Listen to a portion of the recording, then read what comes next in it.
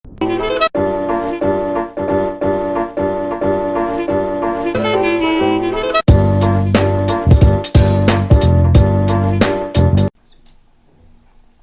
my dear students, welcome in my channel King Techno.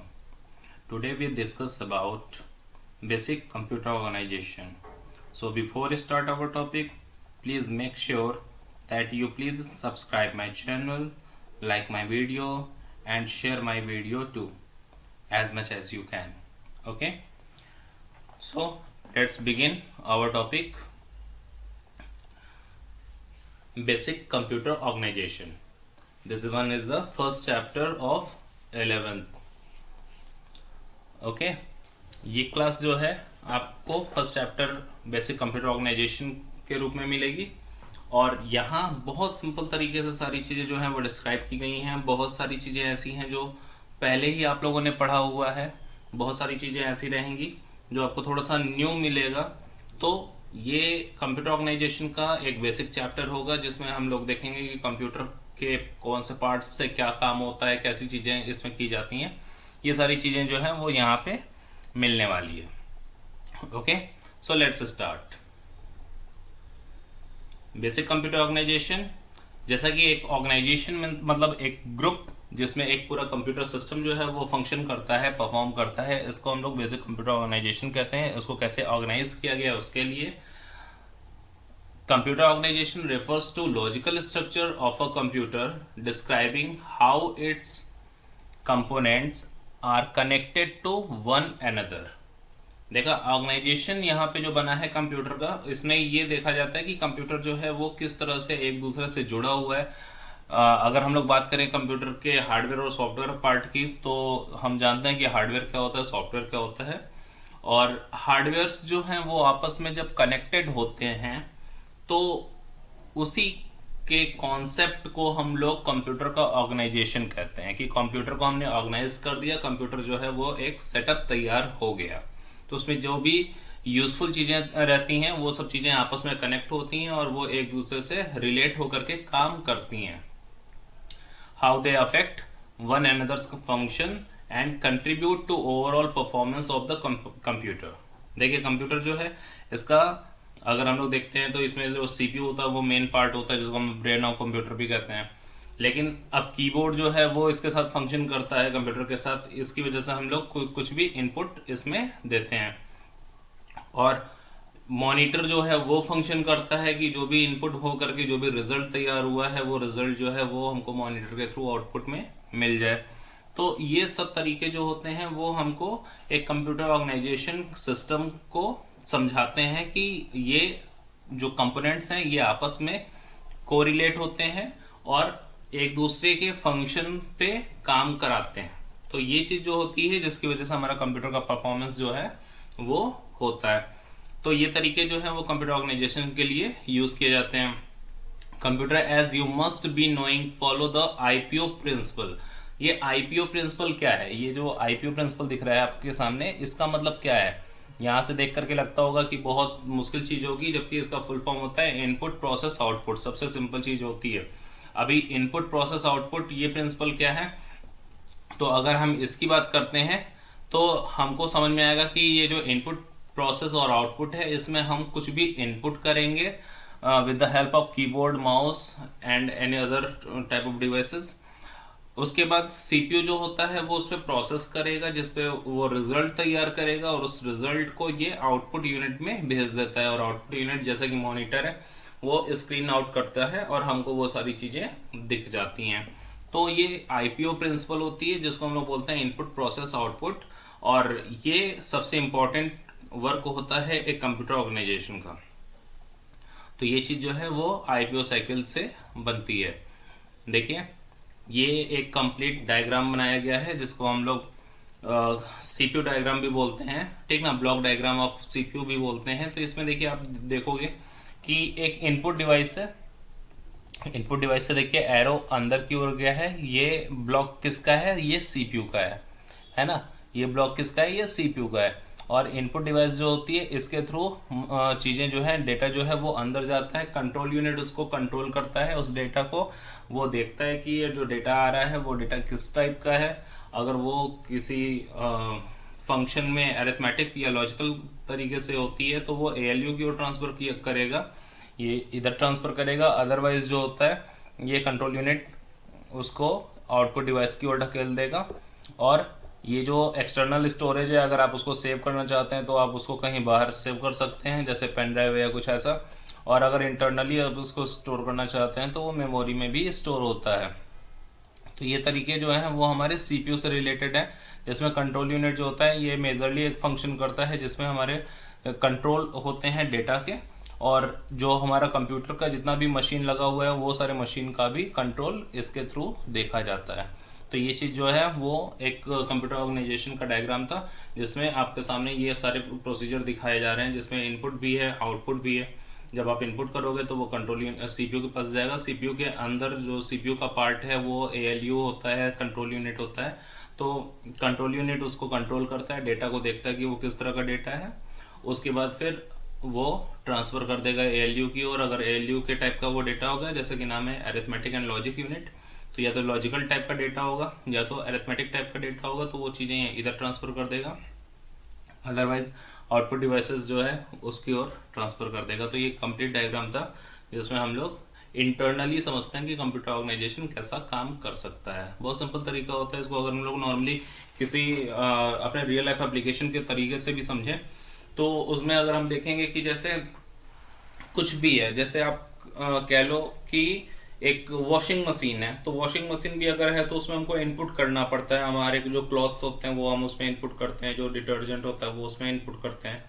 इसके बाद फिर वॉशिंग मशीन जो होता है वो क्या करता है, वो अपना एक प्रोसेस करता है। तो वो प्रोसेस करता है, प्रोसेस क्या होता है उनका, वॉशिंग क्लॉथ। तो वॉशिंग क्लॉथ हो गई, एंड आफ्टर देन फिर क्या होता है कि वो रिजल्ट देता है कि आपके जो कपड़े होते हैं वो धुल चुके होते हैं। तो ये तरीका है। आप किसी भी तरह के एग्जांपल्स ले सकते हो, कोई भी जो रियल लाइफ में किसी भी तरह का कोई भी एग्जांपल आप ले लो, है ना। तो ये वाली चीजें हैं। अगर हम मिक्सर ग्राइंडर की बात कर ले तो हमको जो भी चीज इसमें पीसनी होती है वो उसमें इनपुट करते हैं, फिर वो अपना प्रोसेस करता है, फिर वो आउटपुट देता है कि वो चीज पिस गई, है ना। अगर हम फ्रिज की बात कर लें तो फ्रिज में क्या होता है कि हम लोग नॉर्मली कुछ भी इनपुट करते हैं, उसमें फ्रिज अपना प्रोसेस करता है और उसका आउटपुट के रूप में हमको वो चीज ठंडी मिलती है। तो ये वाली चीज जो होती है ये किसी भी जगह पे एक आईपीओ साइकिल होती ही है ना। तो उसी तरह से कंप्यूटर में भी हमको इनपुट करना है, वो डेटा को समझेगा कि किस तरह का डेटा होता है, उस पर कैसे काम करना है, और फिर उसके हिसाब से वो आउटपुट निकाल करके दे देगा। तो ये तरीका है। अगर आपको कोई भी चीज़ इसमें नहीं समझ में आ रही होगी तो मेरे कमेंट बॉक्स में लिख दीजिएगा, ताकि हम उस पर भी वीडियो आपको बना करके दे दें और आपको चीज़ें समझ में आ जाए कि कैसे क्या काम करना है।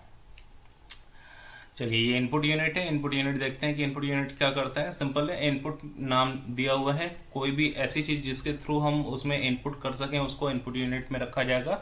अगर कंप्यूटर की बात करें तो उसमें कंप्यूटर में हम लोग कीबोर्ड है, माउस है, मैग्नेटिक इंक कैरेक्टर रीडर जिसको MICR बोलते हैं, OMR बोलते हैं, ठीक ना। आप लोग OMR शीट पे आपने काम किया होगा, ठीक ना। OMR शीट जब आपको मिलती है तो आप उसमें ब्लैक ब्लैक डॉट्स जो होता है वो फिल करते हैं और उसके बाद फिर वो भेज दी जाती है। तो वहाँ पे क्या होता है, एक OMR रीडर होता है और कॉपियाँ जो होती हैं वो उसके थ्रू स्कैन की जाती हैं, और जिसकी वजह से चीज़ें जो है वो जल्दी ही फाइंड आउट कर लिया जाता है। तो ये सब चीज़ें जो है वो इनपुट्स के रूप में रखी गई होती हैं। तो ये सब चीज़ें जो है वो इनपुट यूनिट में रखा गया है। देखिए यहाँ पे कुछ फिगर आपके सामने रखे गए हैं, जैसे कि माउस है। ये देखिए माउस यहाँ पे दिख रहा है, ये भी इनपुट करता है। आप क्लिकिंग इवेंट इस पे करते हो। कीबोर्ड है, यहाँ से भी आप टाइप कर सकते हो। जॉयस्टिक है, ये गेमिंग जोन होता है जिसमें हम लोग गेम जो है वो खेल सकते हैं। इसका देखिए लाइट पेन है, इससे हम लोग क्या होता है मॉनिटर की स्क्रीन पे डायरेक्ट कुछ भी ड्रॉ कर सकते हैं। ये टच पैड है, माउस ये सॉरी लैपटॉप में आप देखते होगे ये चीज़ दिखती है। माइक्रोफोन है जिसके थ्रू आप लोग कुछ भी बोलते हो तो वो वॉइस जो है वो कंप्यूटर में इनपुट होता है। स्कैनर है, इससे आप कुछ भी चीज़ स्कैन कर सकते हो एज इट इज़। कोई भी फोटोज़ जो है वो आपके कंप्यूटर में चली जाएगी। ट्रैक बॉल है, ट्रैक बॉल भी एक माउस तरह के इवेंट्स पे काम करता है। एक बॉल होती है, उसको आप जैसे मूव करते हो आपका कर्सर वैसे ही मूव करता है। डिजिटल कैमरा है, ये भी देखिए इनपुट का काम करता है। आप जो भी फ़ोटो खींचनी चाहते हो आप क्लिक करते हो और वो फ़ोटोज़ हमारे मशीन में आ जाती है। तो ये तरीके हैं जिसमें हम लोग इनपुट यूनिट्स को देखते हैं कि इनपुट यूनिट जो है वो किसी भी तरह से कोई ना कोई डेटा जो है वो इनपुट करता है, तो अलग अलग तरह की डिवाइसेस होंगी जो कि इनपुट करती रहेंगी। चलिए नेक्स्ट हमारा आता है आउटपुट यूनिट। जैसा कि इनपुट यूनिट है, डेटा को इनपुट करता था, आउटपुट यूनिट क्या होगा, ये डिस्प्ले दिखाएगा ना, कोई किसी भी तरह के रिजल्ट्स होंगे वो हमारे सामने रखेगा। तो the output unit is formed by the output devices attached to the computer. The output coming from the CPU is in the form of electronic binary signal need conversion in some form which can be easily understood by human beings। देखिए हमारे computers जो होते हैं वो electronic machine होते हैं, और इसलिए इसका जो डेटा तैयार होता है वो इलेक्ट्रॉनिक बाइनरी सिग्नल्स में तैयार किया जाता है ना। तो जब हमको कुछ देखना होता है, अगर हम इलेक्ट्रॉनिक बाइनरी सिग्नल देखेंगे तो हमको कुछ समझ में नहीं आएगा, इसलिए क्या होता है कि उसको कन्वर्जन की नीड होती है, और जो हमारे आउटपुट यूनिट्स होते हैं वो उसको कन्वर्ट करके डिजिटल फॉर्म में कन्वर्ट कर देते हैं। तो चाहे वो कैरेक्टर्स हो, चाहे वो ग्राफिक्स हो, चाहे वो ऑडियो हो, तो ये सब चीज़ें जो होती हैं वो डिजिटाइज्ड हो करके हमको मिल जाती हैं। तो ये आउटपुट यूनिट का काम इस तरह से होता है। नेक्स्ट देखिए हमारे पास एग्जांपल यहाँ पे है। आप पुराने मॉनिटर्स देखोगे तो उसको CRT मॉनिटर कहते हैं। CRT मतलब होता है कैथोड रे ट्यूब, है ना। तो इसमें एक ट्यूब लगा होता है, इसके अंदर देखोगे जैसे पुरानी टीवियाँ होती हैं, आप उसको जब आप खोलते थे तो पीछे साइड आपको एक बड़ा सा ट्यूब दिखता था, तो वैसे ही CRT मॉनिटर में भी होता था। फिलहाल अब ये चीज़ें जो है वो लगभग बंद हो चुकी हैं मार्केट में। अब LCD LED इस तरह के मॉनिटर्स जो हैं वो आते हैं। तो ये LCD मॉनिटर है जिस पे हम लोग काम करते हैं। प्रिंटर है, ये भी प्रिंट आउट करता है। ये प्लॉटर होता है, प्लॉटर जो होता है बड़े बड़े आप फ्लैक्स बोर्ड देखते होगे ना, तो वो प्लॉटर जो होता है वो प्रिंट करता है, ठीक। और स्पीकर है, स्पीकर जो होता है ये साउंड को बाहर आउटपुट साइड निकालता है। तो ये सब तरीके हैं जो कि हमारे आउटपुट डिवाइसेस के होते हैं। आउटपुट डिवाइस इस तरह से ही परफॉर्म करती हैं। अब बात करते हैं सेंट्रल प्रोसेसिंग यूनिट की। It is the brain of the computer, it is the manager of the computer, और आप जो चाहो वो कह लो इसको, ठीक ना। ये सेंट्रल प्रोसेसिंग यूनिट होती है जो कि हमारे कंप्यूटर में सबसे ज़्यादा नीडफुल होती है, जिससे काम होता है। तो द CPU और the central processing unit is the main control centre and processing unit, है ना। ये हमारे कंप्यूटर का मेन कंट्रोल सेंटर होता है, इसी को प्रोसेसिंग यूनिट भी कहा जाता है। तो ये प्रोसेस करने के लिए यूज़ की जाती है। किसी भी तरह का डेटा जो हम लोग कंप्यूटर में एंटर करते हैं उस पर ये प्रोसेस करता है। It is also called brain of the computer as it guides, directs, controls and governs the performance of a computer. आप ऐसा समझ लो कि CPU जो होता है वही सब कुछ होता है कंप्यूटर के लिए। कंप्यूटर जो भी काम करता है वो सब कुछ CPU के थ्रू ही कर सकता है। तो आप जो काम कराना चाहते हो CPU से, कंप्यूटर से, वो आप काम करा सकते हो, और CPU ही वो सारी चीज़ें जो है वो हैंडल करता है। The CPU has some subcomponent that help in carrying out of the processing of a task। CPU के पास अपने खुद के कुछ कंपोनेंट्स भी मौजूद हैं, है ना। कौन कौन से हैं, तो पहला है ALU, second control unit, and third one is the register, है ना। तो ALU ये अरिथमेटिक लॉजिकल यूनिट होता है, और उसके बाद फिर कंट्रोल यूनिट है, और उसके बाद फिर हमारा रजिस्टर है। तो ये हमारे मेन कंपोनेंट्स थे जो कि CPU के होते हैं। देखिए CPU जो है वो लुक वाइज ऐसा दिखता है, छोटी सी चिप होती है, ये हमारे मदरबोर्ड में सेट की गई होती है, और यहीं से ये सारी चीज़ें जो होती हैं वो परफॉर्म होती हैं। तो ये CPU था, और उसके जो मेन पार्ट हैं जिसमें ALU, CU और रजिस्टर, जिसको हम लोग मेमोरी यूनिट भी कहते हैं, वो यहाँ पे देखिए दिख रहा है। ये हमारा ALU पार्ट है, ये हमारा CU है, और ये हमारा MU है। तो इस तरह से चीज़ें जो हैं वो सामने रखी गई हैं। तो ऐसी चीज़ें हैं। अब देखिए अरिथमेटिक लॉजिक यूनिट क्या करता है। The ALU performs all the four arithmetic. Fourth arithmetic कौन से होते हैं, प्लस है, माइनस है, डिवाइड है, और मल्टीप्लाई है। तो ये 4 अरिथमेटिक टास्क हो गए, एंड सम लॉजिकल ऑपरेशन। अब लॉजिकल ऑपरेशन क्या होते हैं, जैसे हम चेक करते हैं कि 5 इज ग्रेटर देन 10, बताइए यस और no. 5 is greater than 10, no, है ना। तो ये चीज क्या हो गई, ये लॉजिक हो गई, है ना। इस तरह से हम लोग लॉजिक सेट करते हैं। तो ये जो 4 अरिथमेटिक जो कि प्लस था, माइनस था, डिवाइड था, मल्टीप्लाई था, और जो लॉजिकल ऑपरेशन होता है जैसे कि ग्रेटर देन हो गया, लेस देन हो गया, इक्वल टू हो गया, नॉट इक्वल टू हो गया, तो ये वाली चीजें जो होती हैं वो लॉजिकल ऑपरेशन होती हैं। तो अगर ऐसे कोई डेटा हमारे कंप्यूटर के अंदर फीड किए जाते हैं, इनपुट किए जाते हैं, तो वो वाले काम जो है वो ALU परफॉर्म करता है, ALU उसको सॉल्व करता है। When two numbers are required to be added, these numbers are sent from memory to ALU, where addition takes place and the result is put back in the memory. In the same way, other arithmetic operation are performed. तो समझ में आया यहाँ पे क्या होता है कि जो नंबर्स, जो डेटा दिया गया होता है, उस डेटा में जो भी ALU टाइप का वर्क होगा, तो उसमें क्या होता है कि जो दो डेटा एक साथ भेजे जाते हैं, उसमें अगर हमको एडिशन परफॉर्म करना है तो प्लस जो होता है वो उसमें शामिल हो जाएगा और ऐड कर दिया जाएगा ALU के थ्रू उन दोनों वैल्यूज को, और उसके बाद फिर वो वापस से मेमोरी में ट्रांसफर कर दिया जाएगा। तो ये हमारा ALU होता है जो कि इस तरह से काम करता है। तो देखिए नेक्स्ट हमारा ALU है। ये ALU का एक हमारा सेंटर बनाया गया था, जिसमें ये क्या है, the ALU is needed to perform calculation for the CPU। अब ये तो समझ में आ गया होगा आपको कि ALU जो है वो कैलकुलेशन करता है, ठीक। The ALU performs operations on critical data that the CPU process, ठीक ना। जो ALU है वो क्रिटिकल ऑपरेशंस जो है वो परफॉर्म करता है, क्रिटिकल डेटा पे ऑपरेशन परफॉर्म करता है। और क्रिटिकल क्या है, अरिथमेटिक या लॉजिकल का डेटा जो होता है वो इसमें परफॉर्म किया जाता है। The arithmetic logic unit is a component of the computer processor. The ALU does the mathematic and numeric functions in a computer. The ALU process information before it is directed to the computer's memory. तो ये computer की memory पे जो है वो transfer कर सकता है आपका डेटा, जब उस पर परफॉर्म कर लेता है तब। कंट्रोल यूनिट, इसका सबसे ज़्यादा काम होता है, क्योंकि कंट्रोल यूनिट जो होती है ये डेटा के साथ साथ पूरे ऑर्गेनाइजेशन को, यानी पूरे कंप्यूटर सिस्टम को ही कंट्रोल करके रखती है और इस पे काम करती है। अगर हमारे पास कोई मशीन में किसी भी तरह की फॉल्ट आ जाती है, कुछ होता है, तो कंट्रोल यूनिट इस चीज़ को लगातार चेक करता रहता है। और डेटा जो है वो किस टाइप का है, वो नॉर्मल डेटा है, जैसे कि इंग्लिश का एक सेंटेंस लिख दिया गया तो ये नॉर्मल डेटा हो गया, ठीक ना। अगर अरिथमेटिक टाइप का डेटा है तो ALU में ट्रांसफर करेगा, लॉजिक टाइप का डेटा है तो पर भी ALU में ट्रांसफर करेगा।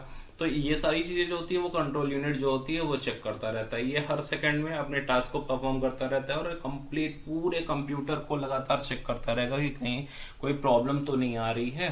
तो ये सारी चीज़ें जो होती हैं वो कंट्रोल यूनिट जो है वो परफॉर्म करता है। ओके।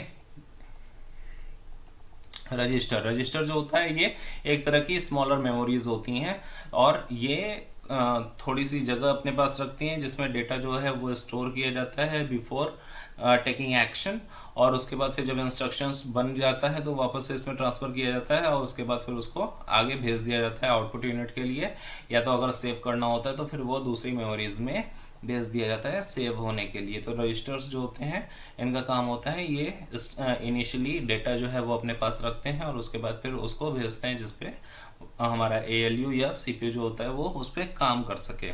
तो ये रजिस्टर का काम था, जो कि मेन मेमोरी के रूप में अंदर रखी होती है। मेन मेमोरी नहीं, इसको कह सकते हैं वर्सटाइल मेमोरी है। बहुत छोटे मेमोरीज को अपने पास रखती है, एक टेम्परेरी टाइप की होती है जिसमें डेटा प्रोसेस के पहले आता है और उसके बाद फिर उस पर प्रोसेस होता है, फिर उसके बाद वो वापस ट्रांसफ़र कर दिया जाता है आउटपुट यूनिट को या तो फिर मेन में सेकेंडरी मेमोरीज को, है ना।